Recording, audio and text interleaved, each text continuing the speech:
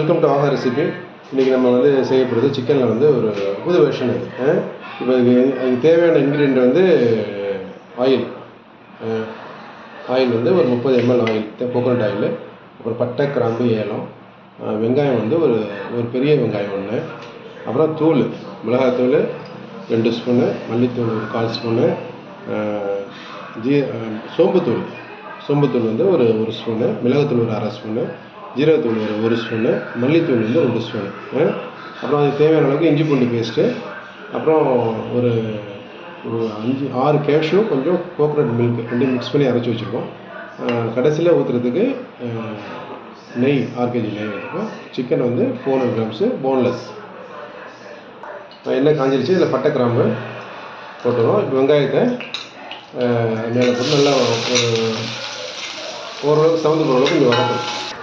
நல்லா வதங்கிட்டு இப்போ நம்ம சிக்கனை அதில் கழுவி வச்சுருக்க சிக்கனை அதில் போட்டு நல்லா கலர் நல்லா மாறுற அளவுக்கு நல்லா வதக்கணும். நல்லா கலர் மாறுற அளவுக்கு வதக்கணும். இந்த சிக்கன் செய்கிறது கொஞ்சம் நல்லா ஹெவியான பாட்டமில் கடாய் வச்சுக்கிறது நல்லா ரிசல்ட் நல்லாயிருக்கும். இப்போ கொஞ்சம் கருவேப்பிலை ஆட் பண்ணுங்கள். இப்போ இஞ்சி பூண்டு பேஸ்ட்டு நம்ம ஆட் பண்ணிக்கலாம்.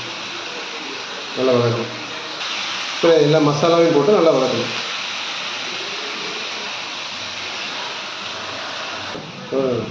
தேவையான அளவுக்கு உப்பு போட்டுக்கலாம்.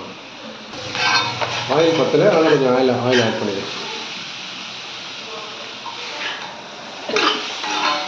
கோகோனட் ஆயில்னா அது நிறைய ஃப்ளேவர்ஸ் கொடுக்கும். நம்மளை இப்போ கொஞ்சம் ஹாட் வாட்டர், அது ஒரு 50 ml அளவுக்கு ஹாட் வாட்டர்.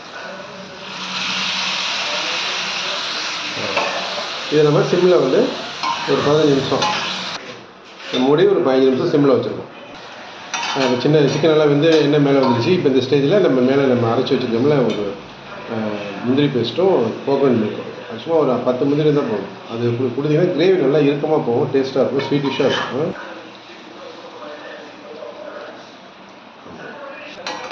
நல்லா எண்ணெய் பிரிஞ்சு நல்லா மேலே வந்துடுச்சு. நல்லா ஒரு கிரேவிக்கும் குழம்புக்கும் இடையில ஒரு கன்சிஸ்டன்சி தான் நம்ம கொண்டு வரணும். நல்லா எண்ணெயெல்லாம் பிரிஞ்சு மேலே வந்து இப்போ 2 ஸ்பூன் நெய், இந்த நெய் ஊற்றிட்டிங்கன்னா அது டேஸ்ட்டு வேறு லெவலில் இருக்கும். இது எல்லாத்துக்கும் சூட் ஆகும். ட்ரை பண்ணி பாருங்கள்.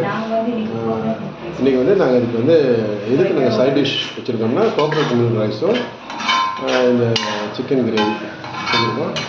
நீங்கள் ட்ரை பண்ணி பாருங்கள். Have a nice day.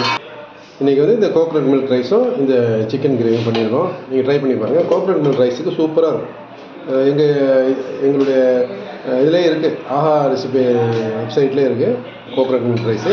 Try பண்ணி பாருங்கள்.